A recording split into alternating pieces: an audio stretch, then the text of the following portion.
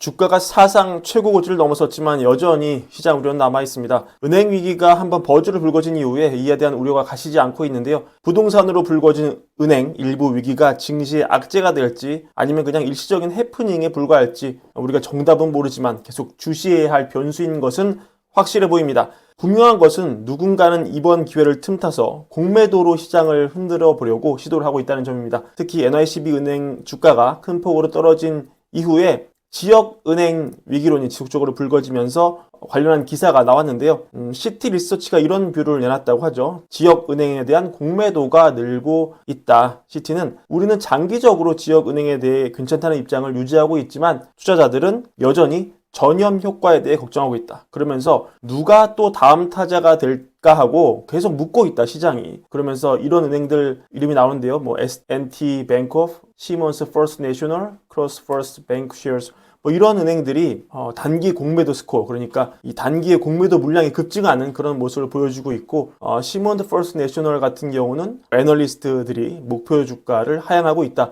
이런 분위기를 전하는 기사가 되겠습니다. 그러니까 전반적으로 이번 부동산반 부실이 금융권 전체로 전파될 수 있다는 그런 위험을 시장이 계속 안고 가고 있다. 계속 이런 경고등을 무시하면서 시장이 지수를 끌어올리고 있지만 한쪽에서는 여전히 이런 버즈가 계속 나오고 있다. 이런 분석이 가능합니다. 자, 이 문제에 대해서 여러 가지 의견이 나옵니다. 예를 들어서 극단적인 뷰를 내놓으시는 분도 있죠. 벌트 도흐맨이라는 분인데 웰링턴 레터라고 굉장히 유명한 금융 관련 뉴스레터 쓰시는 그런 분이에요. 이분은 이렇게 얘기합니다. 이분의 근본적인 뷰는 상황이 굉장히 심각하다는 거예요. 왜냐? 지금 부동산도 문제인데 사실 지난해 3월에 채권이 문제가 돼서 발생한 은행 위기가 아니었느냐. 근데 그때랑 지금이랑 비교해봤을 때 문제가 더 심각해졌다는 거죠. 그때 채권 미실현 손실이 문제가 된 거지 않습니까? 채권을 비싸게 사놓은 포트폴리오에 담겨있는 채권이 이 뱅크런 통해서 확정 손실이 됐고 막대한 평가 손실이 확정 손실이 되면서 은행이 단숨에 망한 건데 그때와 비교해서 사실 그때보다 지금 금리는 더 오른 상황이고 이 엄청난 미실현 손실을 메울 방법이 없다는 겁니다. 거기에 부동산 문제까지 불거지면 문제가 더 심각하다는 그런 견해가 되겠습니다. 이분뿐만이 아니라 굉장히 비관적으로 얘기하는 많은 분들의 뷰를 여러분도 쉽게 찾아볼 수 있습니다. 충분히 일리가 있고 그럴 개연성이 있다고 생각합니다. 하지만 좀 더 중립적으로 말하기를 좋아하는 분도 있죠. 마침 이분이 인터뷰 나왔길래 모셔봤습니다. 슐라 베어라는 분인데 아시는 분은 아시겠지만 이분이 미국 연방예금보험공사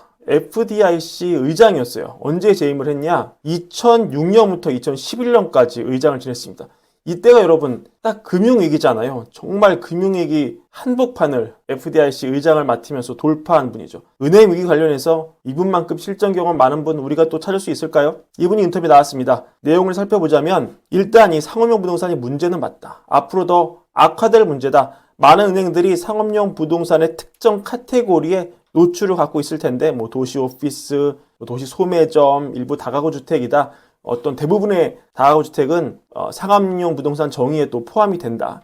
전체 부분은 우리가 일반화해서는 안 되겠지만 어떤 특정한 부분 내에서는 분명히 문제가 있고 많은 지역 은행들이 시장에 어떤 이런 스트레스를 받는 부분에 노출이 좀 돼 있을 것이다. 이를 해결해야 되는 건 맞다. 나는 이 은행들이 충분히 준비를 해놨기를 정말 바라는데 아마도 몇몇 은행에서는 큰 문제가 발생한 것을 막을 수는 없을 것이다. 어떤 얘기인가요? 앞으로 확실히 뭔가 터지긴 터진다는 거죠. 이게 끝이 아니라는 겁니다. 하지만 이렇게 얘기합니다. 그러나 우리가 2008년에 본 것과 같은 그 정도 위기는 아니다. 그러니까 시스템 위기로 불거지지는 않는다는 겁니다. 그리고 제언을 하나 하는데요. 왜 바이든 행정부가 FDIC의 임시 비상보증을 이렇게 확대하는 그런 권한 다시 주지 않느냐. BTFP 같은 거 있잖아요. 이거는 연준이 대출 통해서 문제를 커버하는 건데 이걸로 막고는 있지만 이거는 기한이 있는 거다. 나는 내가 지금 행정부라면 의회에 가서 FDIC에 비상 권한 재부여하기 위해 당장 갈 것이라고 생각한다. 그러니까 지금 상황이 이분 보기에 분명히 문제는 문제인 거죠. FDIC가 보증을 확대해야 하는 상황이라는 거죠. 이게 결론이 되겠습니다. 그러니까 FDIC 의장이 보는 지금 사태는 분명히 가벼운 감기 정도는 아니다. 병원에 가야 되는 정도는 확실히 맞다. 왜냐면 이 보증 확대 이런 거는 금융위기 때나 하는 거잖아요, 사실은. 그러니까 가볍게 볼 일이 아니죠. 하지만 분명하게 이분이 얘기하는 거는 2008년급 아니다. 이 정도 아니다. 그렇게 심각하진 않다. 이런저런 조치를 취하면 중병에 걸릴 사항은 아니겠다 정도가 되겠습니다. 그리고 얼마 전 저도 전해드렸습니다만 옐런 재무장관이 비은행 부문 모기지 대출이 좀 걱정이 된다 이렇게 얘기를 했잖아요. 그리고 우리가 상식적으로 봐도 어떤 촘촘한 규제가 있는 은행보다 비교적 사각지대에 있는 비은행이 좀 더 무슨 일이 벌어지고 있는지를 감시하기 힘들고 걱정이 되는 건 사실이죠. 한국으로 비유하자면 은행은 괜찮은 것 같은데 뭐 저축은행 뭐 땡땡금 뭐 이런 데가 포트폴리오 괜찮을까? 좀 걱정이 될 수 있잖아요. 관련해서 근데 상황이 생각보다 괜찮을 수도 있다. 이런 보고서가 있어서 하나 가져와 봤습니다. 클리블랜드 연원이 내놓은 워킹 페이퍼 자료 보고서인데요.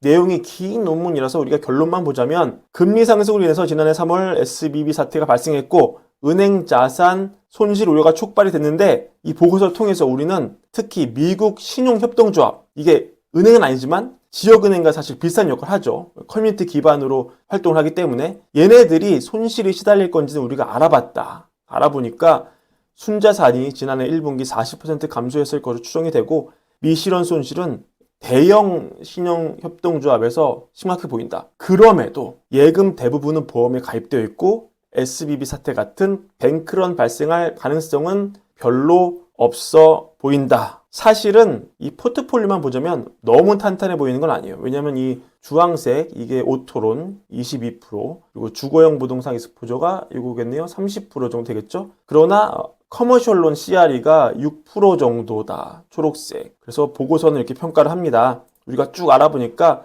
지난해 1분기 기준으로 전체 자산 절반 이상이 주거용 부동산 및 차량을 위한 대출로 구성이 되어 있더라. 그러니까 주거용 부동산의 대출은 또 장기적으로 고정된 금리로 묶여있는 경향이 있기 때문에 금융사 입장에서 금리 위험에 더 민감한 것은 맞다.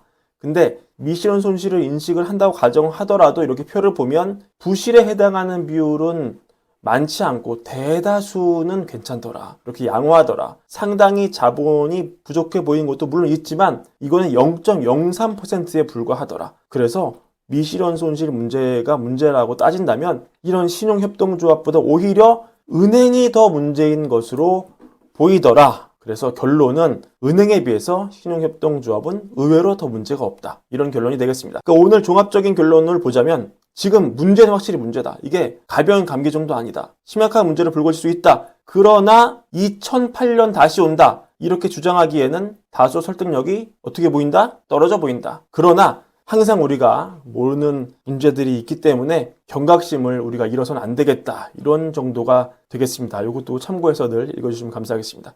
자, 오늘 브랜비어 시간 이것으로 마치고요. 설날 연휴 잘 보내고 계신지 궁금합니다. 설날 연휴 동안 저희 월거월보 채널도 많이 와주시고 구독과 좋아요도 잊지 말고 부탁드립니다. 감사합니다.